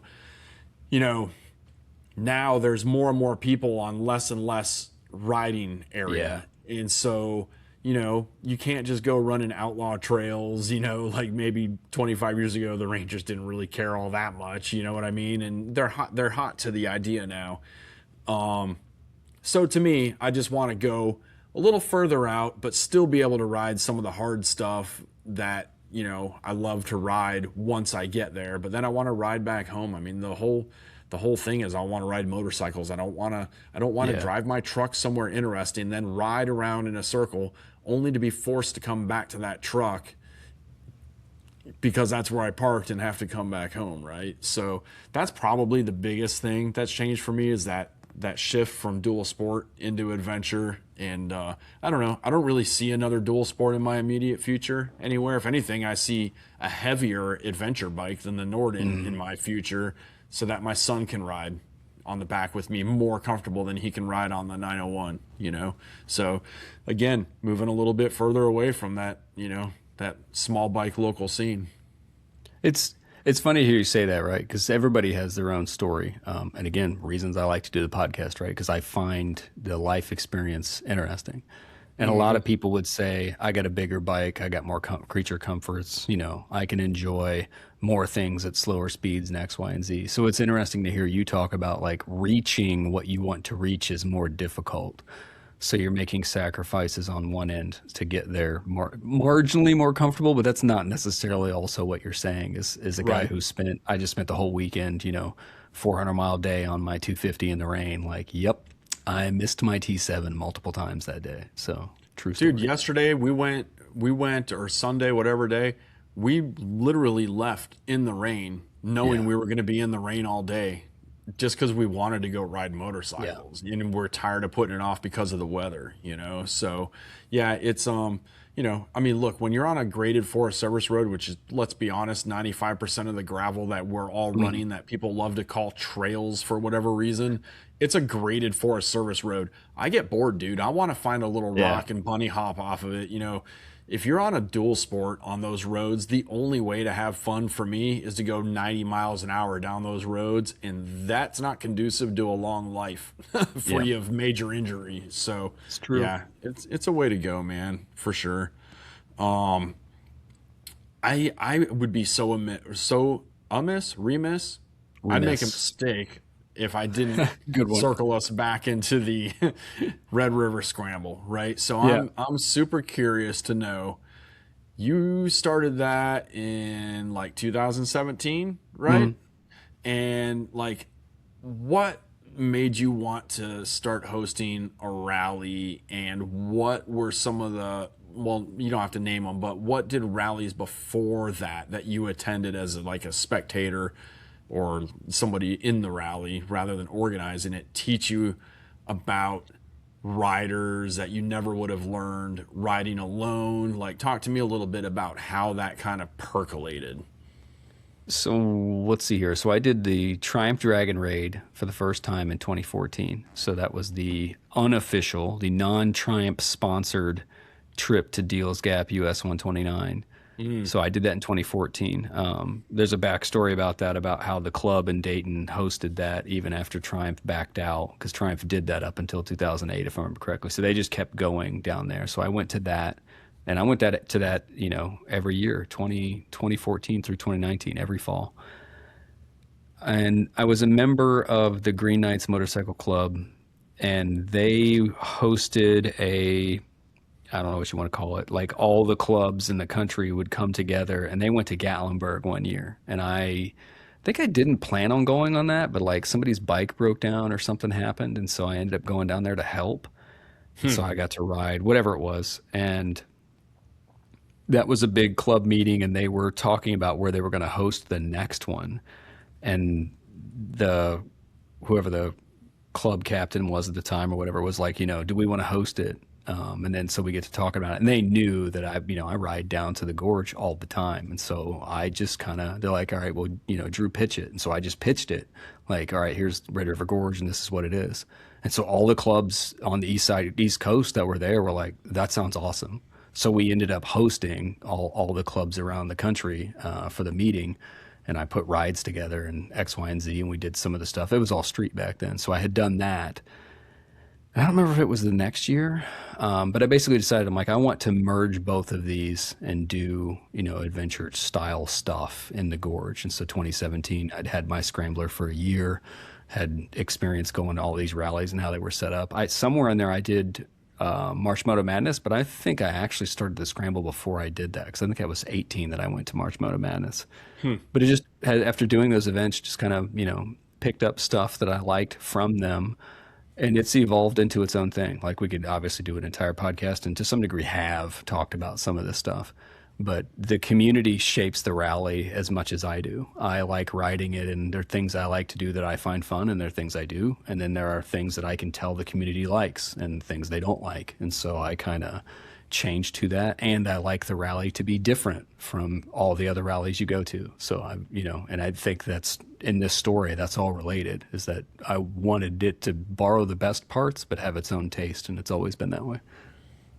Yep, I agree. It's I've been to many rallies, and that is one that I don't like the years I can't make it, just because the amount of work that you put into it, and the organization, and just the general area, the whole flavor of the whole thing. Yeah. Yep. I feel Interesting. highly disorganized, so it's funny you say that. Well, you hide it well. As somebody who also used to organize rides, not quite that big, but 125 riders, I know the level of work that it takes to pull something like that off. And I also know that every year it should get easier for you, but likely doesn't. So, not to like snub your volunteers or anything like that, but just because I know that with growth comes additional challenges you have to figure out, right? And that's true whether you're a business owner or somebody building a rally. That's it. You master certain skills, but when you increase the volume, those skills become hard again, even though Yeah. you know what to do. It's just harder to get them done. Yep. Let me back up, just do a couple quick speed run stuff. You were born in Michigan, but how did you manage to land in Georgia? Oh, dude, that was no fault of my own. That was luck of the draw. My dad worked for UPS corporate from literally the time before I was born. He worked for UPS.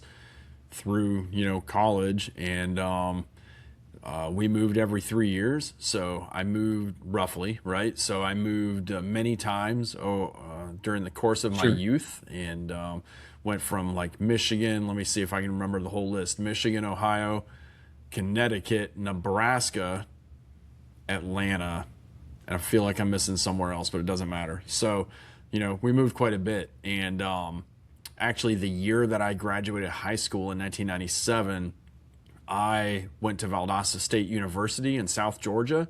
And that year, my dad got transferred to Kentucky.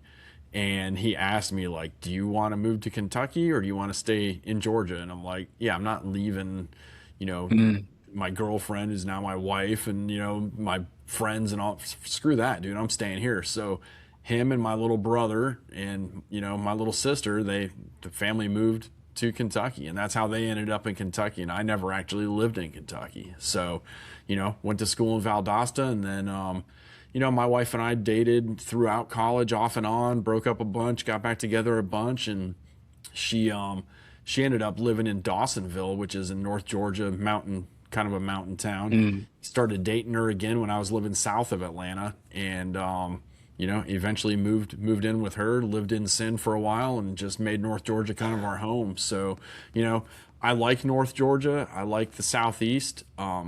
I think my soul belongs out west, probably, Mm. but I do like it here. And mile per mile, man, I think this is some of the greatest, most underrated, riding in the, country. But yeah, I like to joke that I have kind of a, nomad Yep. gypsy soul, and I sometimes miss the moving around a lot thing, and sometimes not. So yeah, with a kid, it's nice to have some Yep. roots. I didn't have roots as a kid, so it's nice to have that. Makes sense. Yeah, man. Um, the biggest misconception riders have when they show up to their first adventure rally, what do you think most people show up thinking they're getting into?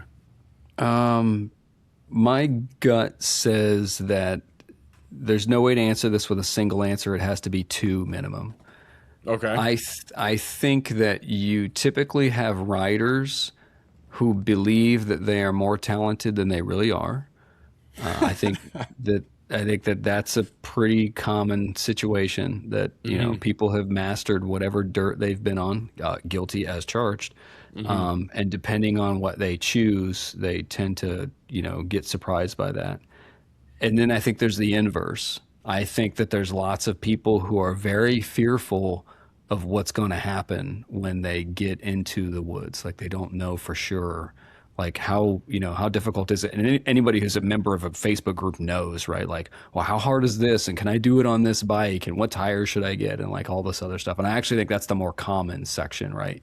People want to really know before they toss a $20,000 bike in the creek, like what to expect. I think I don't know if that's a misconception situation, but I think it's like that's they don't know what's about to take place. So I guess that's the misconception is like, hey, Well, that this can actually be easier than you think it is, and then inversely, it actually can be a lot more challenging than maybe you think it is.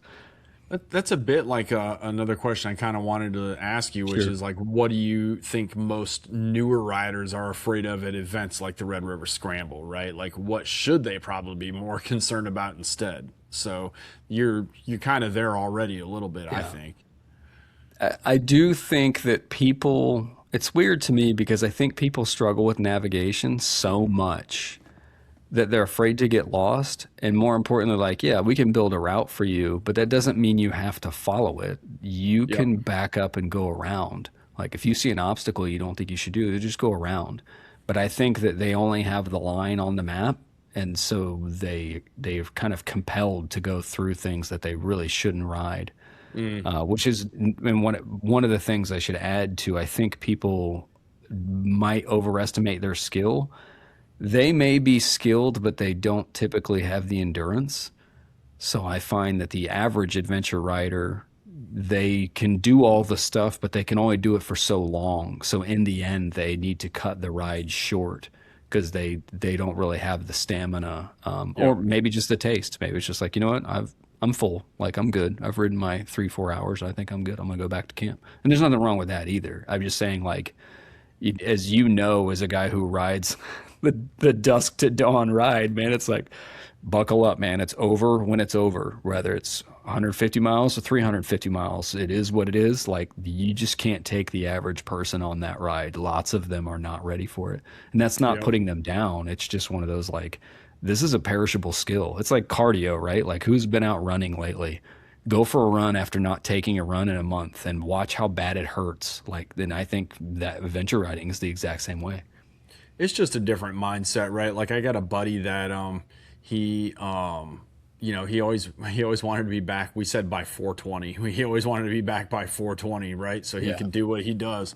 And it didn't matter where we were, and it was always that way. Like, I've had my fill, I'm ready to go. Well, I still got 5 hours left in me, dude. So Yeah. eventually it's like, okay, well, like, here we are at this point. Like, if anybody wants to bail, like, this is your time to bail, and the rest of us are going to keep rolling. I mean, famously, we were like, I don't know, dude, like 90 minutes from being into West Virginia at a time where I had never been there. And my Mhm. buddy, like, one of my friends, he's like us. He's like, just wants to ride, ride, ride. Hey, man, we could get to Virginia. Look how far it is. And the famous thing was, it's only that far on the map, and it was Right. like an inch on the map, right? And so we went, and we didn't get back to the Blue Ridge Motorcycle Campground until literally like midnight or 1 in Yeah. the morning. And my buddy that didn't like to, he was pissed, dude. He Right. was not a happy camper. So, yeah, it's just different mentalities. There's nothing right or Yeah. wrong with this. Just understand what you're getting into, right?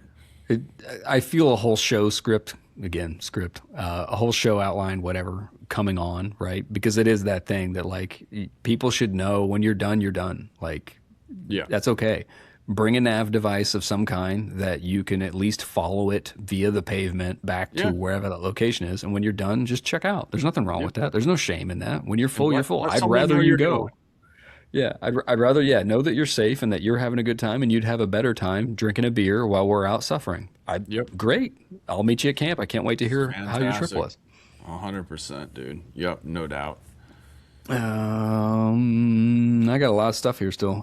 Yeah. Same. Do me a favor. You talked about your TTR 125. Do me a quick speed run from that bike to, let's say, the 1090 that you just sold. Can you run us through some of the history of some of the bikes in there and touch on some highlights? All Because right. I knew you with the Tiger. Yep. Yeah, man. I would say most people think about me as a KTM guy, which is true, but there's been a lot of mix-ups in there too, right? And so I started off with a TTR 125 because I didn't know anything, and I just walked into a dealership and they sold me a bike. You know what I mean? And learned how to taught myself how to ride on that. Went to very quickly realized I needed to not ride around in circles all the time. Went to my next bike and got a KLX 400, which was the green Suzuki DRZ for 1 year they made in 2003. Bought that new as a leftover model, and they got a smoking deal on it. Loved it. Outfitted it. Put a giant Clark gas tank on it because I couldn't deal with the peanut tank range on that thing.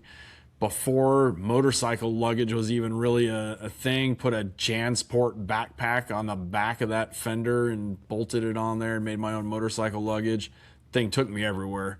Needed to get, I needed more. I don't know what I needed. I thought I needed more badassery, right? Like, I Yeah. thought I needed to take like another step. So went through, in short order, I went through the KLX 400.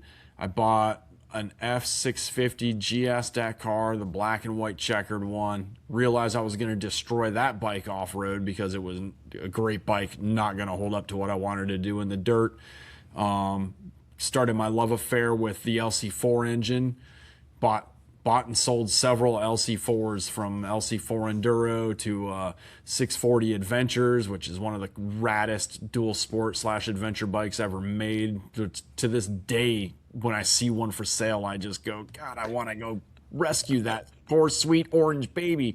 And yeah, so 625 SXC, which is the best of the LC4s, by the way, for those that know. Yeah, had a couple different Triumphs. Had a Triumph Tiger for a long time. I had a Tiger 955i Mm, Girly, didn't know that. which Yeah. that bike I rode for a long time, man. That was probably my first big adventure bike. I remember buying that from a guy I was friends with named Dean, and I sat on that Tiger. I had never ridden a triple before. Dude, I started that bike and it sounded like a jet engine. Mhm. That's what I thought. And I was like, "Oh yeah, this is amazing, dude." And I put a Corbin seat on that thing and a pipe, an off Triumph off-road pipe on it, and I rode it till the wheels fell off, man. It went into some gnarly. I was riding that thing on single track, Trail 81 and 82 in Tellico Plains, like Her bike is a tank, but it rips on the pavement. on the Rips. pavement, it's phenomenal. In Yeah. off road, it's terrible. But I loved riding that thing off road. They didn't make a skid plate for it. I had my buddy weld me a skid plate that was like a shovel, basically. It was terrible, but he did it for me. So I rode that bike for a long time. In that time, the KTM 950 started like becoming more and more popular, right? And I was like, that bike, I was like, man, that's the bike of my dreams right there. My buddy Gert had one, and he was a cool dude that always had a couple really nice bikes and was always the guy that's like, why don't you ride this bike today? Take this. And I'm like, yeah, dude, I'll take that. So he would let me ride it and gave me my first taste of riding a 950. He had that silver one, the very first one they came out Yeah. with. Yeah. So eventually those got down into the area that I could actually afford to buy one. And that once I bought an LC8, dude, the LC4, just I could do almost everything on an LC8 that I could do on an LC4 with way more comfort. And so, started my 100,000 mile love affair with LC8s before. We brought those bikes to Colorado one year, and I totally rebuilt almost that entire bike, except I didn't do the clutch. The clutch failed in Colorado. I got pissed off because it cut my trip short. Yeah. Got home, sold it, bought a Tiger 800 because I wanted something reliable. Great bike, and I got bored of it after a couple years, 12,000 miles. Bought the 1090 because I just needed that. I needed that raw, visceral KTM, dose of orange venom flowing through my blood again, dude. And that's why I bought the 1090. So that was not as short as you wanted it, and I know that, but there's no way to make that short. No, that's the thing, right? When you've owned a lot of bikes, and to your point, people who listen to the show, you and I have talked a lot about Orange Crush, and that's fixing Yeah. KTM, like all these things are relevant because of your passion for that. But it's like no, you've had a bunch of oddities in there, and the Triumph stuff and the BMW stuff is relevant. I've had BMWs too, GSs. Yeah. Yeah, so no, that stuff makes sense. Yeah, man. Let me think about this for a second, Drew. Let me think about, what do you think riders sometimes focus too much on surface type instead of like the overall experience, right? Like, so we're going back a little bit to that how much pavement thing is there, Sure. but like, you think people get hung up on that a little too much? I mean, what's your experience with that? Same comment as before, right? Like there's a lot to unpack here, even though it sounds petty. I have a strong suspicion that there are, we'll call it 2 to 3 main factors. I think people get obsessed with pavement because they're concerned about their plated dirt bike on the asphalt, be it tires, two-stroke, winding it out too far or geared too low, and or they don't like pavement because they're afraid of cars. I don't, that's a strong word, but they don't want to be in a place where they could run into cars. Yeah. That Or have that's cars a run into them. yeah, that's a misnomer, right? Because I about got splattered 2 weeks ago by a pickup truck on a gravel road, right? Like he came around a corner, was right in the middle. Like I was riding in the right place, but he was determined to do what he's doing. So that can happen Yeah. anywhere, but that's a different discussion. And I think there's some people that are just like they just do not like pavement. Like they don't like it. They don't want to be on it at all. I don't know if they're bored or what it is. I've never met a motorcycle or a road I didn't love most of the time. It's just I brought the wrong piece of equipment for the job. But yeah, like I said, I can unpack this deeply, but I think that those are the biggest things that they fuss about because they have a very particular taste and it can only be satiated in one way, and they only have one off-road bike with a plate, and that's what they do. I Again, I could go on about it forever, but lots of people plate two strokes and bring them to Eastern Kentucky. And if that's your jam and you love it, then you can make it work. But I do find a lot of people fuss about the pavement, and I'm like, you brought a race bike to a adventure rally. Yep, no doubt. Good answer, dude. I want to unpack some stuff about 901, but first, I wanted to ask you, if you could live anywhere, where would that be? Colorado. Well, give me the bullet point then. Give me 2 bullet points. Why Colorado? Dude, first of all, like, I'm so over the humidity of the Southeast that it's not even funny, man. Yeah. For those that don't know, I work outside. I work with pesticides. I have to wear long pants every day and waterproof boots every day. And man, it's so hot here, dude. And Yeah, it's just swampy. been, oh, it's swampy, dude. And I mean, I've tried everything. I mean, dude, we talked about merino wool. Like, I got all the tricks. I know all the shit to get you through this, right?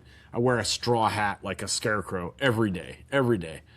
And, you know, I get it. It gets hot out west too, but man, it doesn't get it like it is Not here. same. I just need to breathe, man. And I always felt like when I'm out west, everything is bigger, dude. The skies are bigger, the mountains are bigger.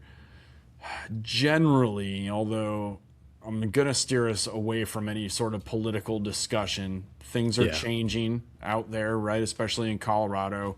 But generally, people are more into what they're doing in terms of their outdoor activities, I find, rather than, you know, their upgrades to keep up with the Joneses and keep up with the neighbors, which is what I feel a lot of, at least around in Metro Atlanta, is about, Yeah. right? And I don't know, man. I love the expanse of it. I love how big it is.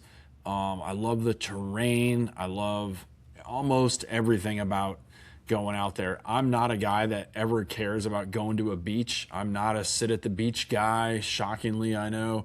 I'm not crazy about, you know, going out on boats and all that stuff. And then, you know, I don't know. I could totally go out there. Matter of fact, my wife and I have a deal. I said, I floated the idea of like I could live in Montana on a ranch with nobody around for hundreds of acres and nobody to come near me unless I wanted them to. And she goes, but it snows there. So she's into horses. She wants to be in Ocala half the time, right? So she's going to be in Ocala, Florida half of the year and up in, you know, Montana half the year. And I'm like, this is a pretty cool, you know, place. So I don't know. I don't know if that'll ever happen or not. I'm here for a while and I love it here. Like, I'm not taking anything away from Georgia, but I 100% love me some Colorado. Yeah. Anybody that's been there will probably tell you the same thing, dude. I'm going to get Makes you there sense. one day with me. I hope so. Yeah, man. I'm going to ask you one more question about the rally, and then I have some questions I hope that I might get like quick shifter type answers for some of Okay. them, right? So, but not this one. I want a story. What's the most memorable moment from your rally, from the Red River Scramble, that perfectly captures what adventure riding is really about? Like, what happened? What's one story that's happened at your rally that made you go, that's why I do this rally? And it could have been something that happened to you or something that somebody else came back to you and told you a story about. Whatever, I don't care. Let's hear it. There are so many. So it's Sure. tough. It's tough for me. And in fact, that's the other thing, right? Is I do not want to take anything away from the locals. They by far know more things than I do, but unfortunately, I'm an internet personality. So kind of like Jeff Stess, like a lot of traffic kind of just comes my way. So that sometimes there are stories and I'm like, wait, did that happen at the rally or did that happen So the thing that I think of, and this is about 3 years ago, a guy showed up on, I think it was a KTM 790. I don't think it was an 890 out, and a Royal Enfield Himalayan. And they decided to ride the hardest dual sport route that I had available. And their dad, like, again, one of those things at the rally, like lots of people are in their 20s and 30s and show up and their parents are also there. Like, again, my dad went for many years, right? Yep. So their dad like rolls up in a truck. I'm done riding for the day. I've had a couple beers at this point, I think. And they're like, my son and his buddy aren't back from the ride yet. And I'm like, oh God, like, how am I going to get a hold of whoever? Because it's like, who knows where they are? But he's like, he called me and he said they're going to they're stuck and they're going to leave their bikes in the wood and they're going to walk out. And so he just kind of got in the truck and drove away. And I'm like, I'm assuming it's okay because he said that was the thing. So, did you guys sign the waiver? yeah, 100%. Yep, they signed a waiver. So, for the night or whatever it is, I'm a little worried about it, and no big news. Everything turns out okay. So it's like Saturday night, and I spot this Himalayan that has no windshield left on it and is completely, covered in dirt. And I think we were still doing the dirtiest bike contest back then, so it was kind of in the lineup. And I found the guy, and I'm like, oh, it's the Himalayan or whatever it was. And we got the news. It was like, were you the guys that got stuck in the woods? Oh yeah. We had a great time. We drove back out the next day and we figured out how to get them out of there, this, that, and the other. And they were loving it. Absolutely. Awesome. Just every bit of it. So yeah, to go from, dude, I think you guys bit off more than you could chew. And when they told me where they were, I knew the exact spot. And I'm like, yeah, there's no way I'm taking my Triumph Scrambler to that location. Under no circumstances would I do that.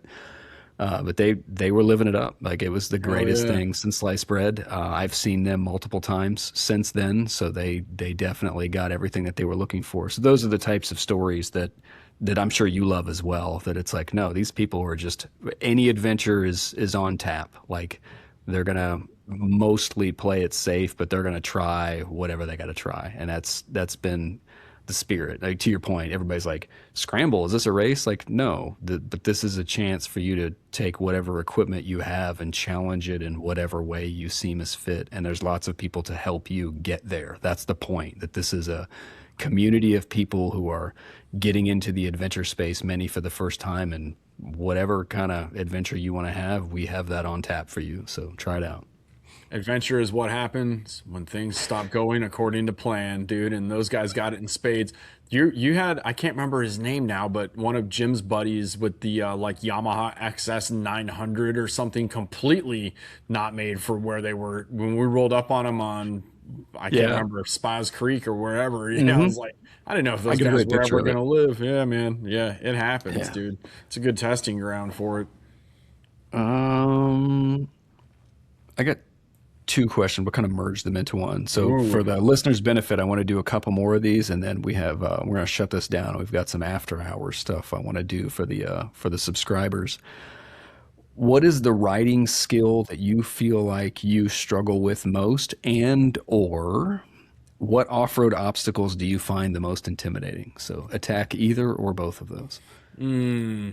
I still have a goal for myself of being able to do a proper clutch wheelie and put the front wheel back down where I want it to go. So not just throw a wheelie up just to be an idiot and have some fun, but I want to purposefully be able to put that thing back on the ground where I wanted it to go. That plays into the hardest obstacle, in my opinion, is when there's a log across the ground bigger than something that you could just roll over easily at an angle on a slope, right? Yeah.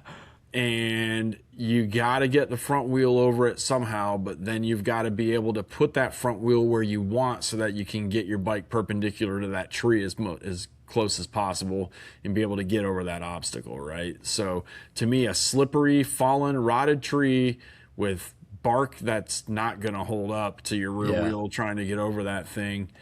Bonus points if it's a double tree down. There's one and then followed by another. You're screwed, That's to me the biggest. If I could manage to figure that out, which is hard now because I'm not on a dual sport. I'm on a heavy adventure bike and a pretty nice one that I don't really want to throw on the ground just yet. That'll come in a year or two where I don't care, but I still want to keep the new on the Norden as long as I can. So yeah, that's like I can throw it. I can throw the front wheel up. I got to have a little kicker or give it a little power wheelie, and I can do a little bit of a clutch wheelie, but not to that sort of like effective use. You good at that? Like not really. Like Yeah. I am capable of doing some of those things on my 250. When I had my two stroke and even my 350 race bike, I was very, very good at getting the bikes around and where I needed to put them. Sure. It takes a lot more clutch effort because I run stock gearing on my 250. The same thing. I actually just returned the Tenere to stock gearing. I decided I didn't want to be -1 on the front anymore. So you give up some front wheel stuff to get Yep. there. I have lots of reasons, and my use case is very wide. Sure. But yeah, it is tough to pick up that front wheel and pivot it around and whatnot. Yeah. I can do Yeah. it, but it takes work. Yeah, man.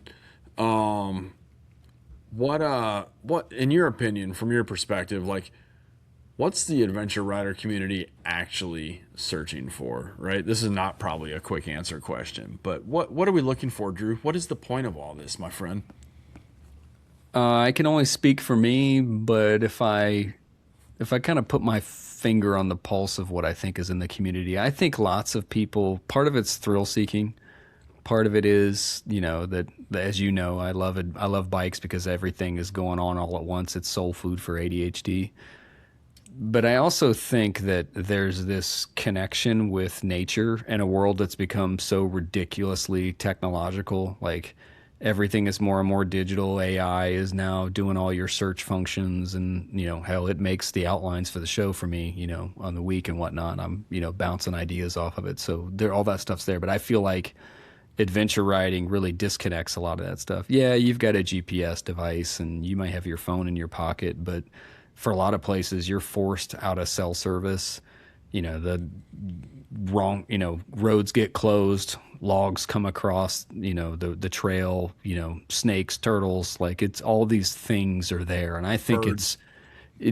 what was that, grounding or whatever it was all trending last year. Like you need to touch Yeah. grass, like all that stuff. I'm like, I think that's part of the adventure riding craze. Is like you are immersed in nature while doing the hobby that you love the most. And I think it's refreshing. I think you're removing people and traffic from a lot of the riding and you're connecting with nature. I think that's the primary driver. Yep. Yep. Good one. I like it.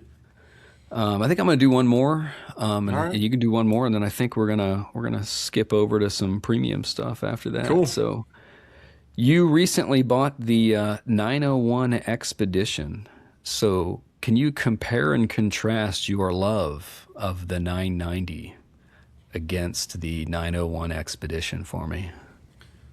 Yeah, dude. To be clear, 950s were my jam. I never actually owned a 990. Oh, The my difference is mistake. basically fuel injection, right? But yeah, just so everybody's aware of that.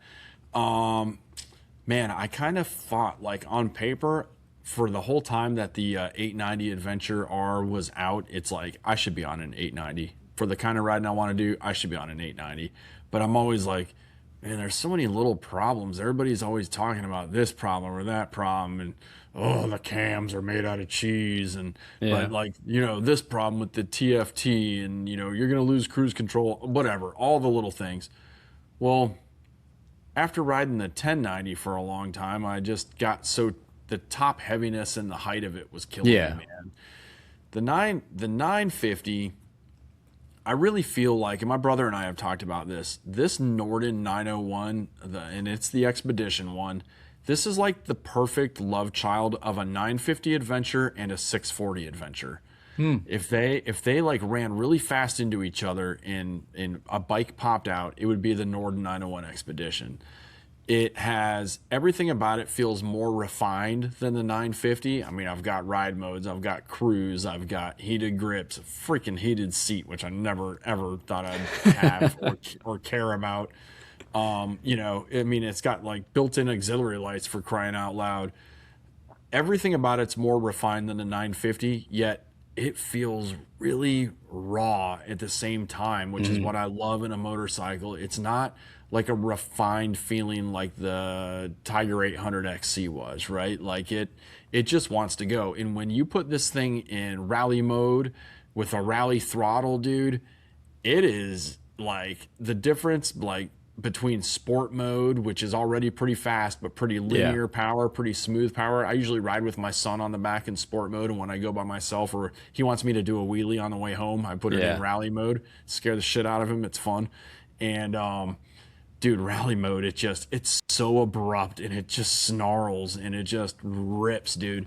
The thing is so well balanced. Everything about it's more compact than the 1090. It feels way more balanced than the 1090. But the 950, I would bring that into, dude, rocks, roots, creek crossings, rivers. It didn't matter. I treated that 950 like a dirt bike. Yeah. I haven't had another bike since I sold my 950 that I felt like that was going to do it. And I think the 901, I have 1,500 miles on it. I think Sure. once I'm more comfortable with it, it's got a few scrapes and bruises. It's going to do the same thing, dude. I'm going to have no problem feeling confident bringing this thing down some crazy ass single track. Yeah. And getting back to some of the harder, off-road riding that I really love to do. The 1090 was so top heavy that I always felt like I was just struggling to keep it upright on some of these, gravel roads and these marbles and all that stuff. Yeah. So yeah, I'm pretty excited about my future with the Norden. It's a good contrast. I think people appreciate that if they've looked at those different bikes. So I appreciate that. Yeah, man, for sure. My last question for you is that, man, you kind of haven't talked about it much, but I heard you blow the cap off the pop top with Andy Janik a couple episodes ago about your training. You're doing your classes for training, and you've like mentioned it here or there, but you and Andy actually got into it more than I've heard you talk about it with anybody else, including myself. Why are you doing this? What's the goal? Like, what made you decide I'm going to train and I'm going to teach other people how to ride motorcycles? Because this is an interesting next step in your motorcycling profession or career, I should say. Yeah, and I mean, all those words are applicable. If the listeners didn't catch that episode, I mentioned or he brought up the fact that I've spent my spring training to become a certified motorcycle Ohio instructor, which is essentially means that I will be teaching classes for the state that you can go learn how to ride a motorcycle and then get your endorsement afterward. So it's been several weeks of doing that, and if we go backwards, I've wanted to do this for many, many years. Like probably 5+, right? Like, guaranteed 5+, because they actually had my old address from when I sold my house. I sold my house in 2020. So like it's pre-2020. I've wanted to do this for a very long time. And I think ultimately part of it was like I ride a lot, but I love to teach. I've always liked teaching. I don't know. My dad would teach me anything that I wanted to know. Just one of those things. Like we talked about navigation, working on cars, all that stuff. Yep.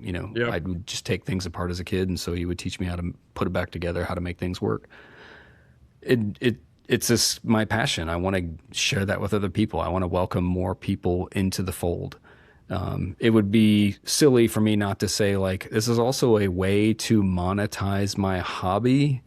And right now, other than the, school books cost, so to speak, it was $100 to take the class. This is probably the last year it will be that cheap. I think they're raising the price significantly next year. We'll see if that's true.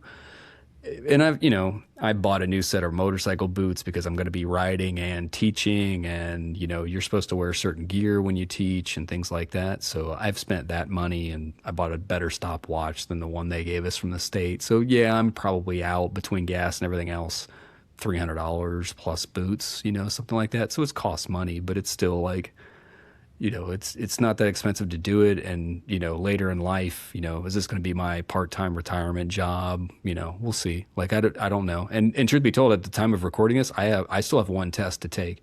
So all of my, all the classmates that I made it actually graduated last weekend or the weekend before last. But I did a charity event for the Byway, Danny Boone Backcountry Byway. So I missed a class. So I have to still teach 3 exercises to pass the class to become a certified instructor, but I'm very close to that. So, but sweet. No, that's the driving force is, sharing the fever combined with it's a way to potentially monetize the hobby. And if I like doing it, then I can keep doing it. And if I don't like it, I learned a lot, and we'll see where it goes. And the truth is that for a long time, I've wanted to do more, Andy and Susan, like Kane Wagner, if I can figure out how to do off-road training that's applicable, then I'll do that. Obviously, I've done it on the trail, right? When I go do rides like I did last weekend, I take people to places they're not used to. They want to do Yep. it, but there's some master skills they haven't mastered. So I do, hip pocket training on the side of the trail all the time. So we'll see. Yeah, man.